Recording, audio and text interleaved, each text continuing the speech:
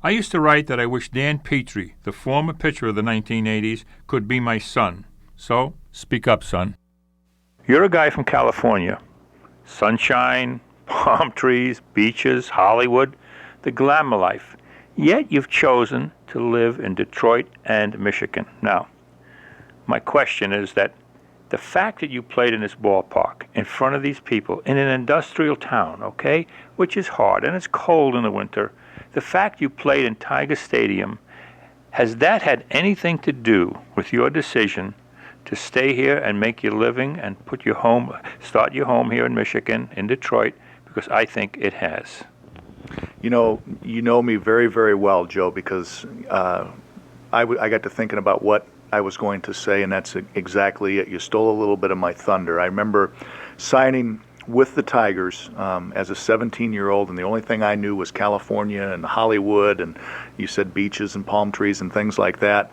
And when you sign, they give you a little program that has a picture with Tiger Stadium on it, and you look at it, and I'm used to Angel Stadium and Dodger Stadium. At that point, they were new ballparks. They were sparkling and very nice and everything. And you look at Tiger Stadium, and it was the first symbol of, I guess, the Midwest and that traditional feeling. And it was the very first thing that I really saw, okay, that's my goal. That's where I want to end up. And then actually achieving that goal and getting up here and seeing Tiger Stadium and being able to play there and getting close to the city and knowing really what the Midwest is all about. And I really think that I am a Michigander now. I'm not going to badmouth California because it is where I was born and where I grew up.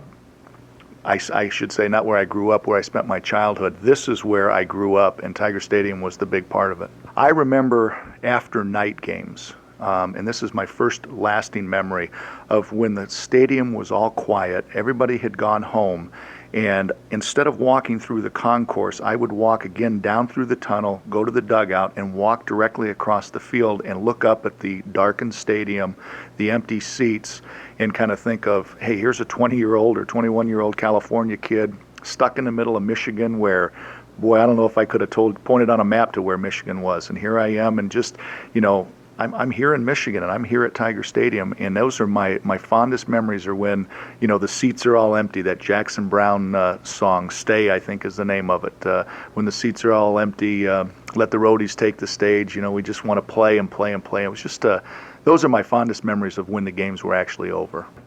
What was it like pitching in Detroit? We always hear about the overhang in right field, the short porch, and 92 miles to center field, and it really is pretty much of a shooting gallery. It really is, even though it was 440 to center field.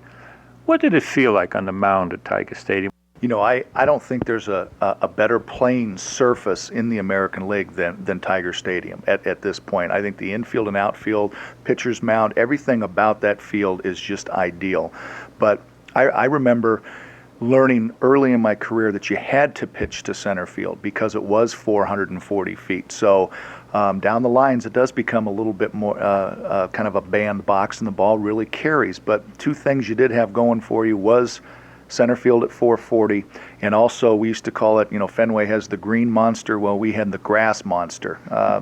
We'd have Sparky'd let that infield grass grow very, very long, and it would certainly suck up a lot of ground balls that were destined for the outfield. And with our infield back there with Lou and Tram up the middle, they were able to gobble quite a few of those things up.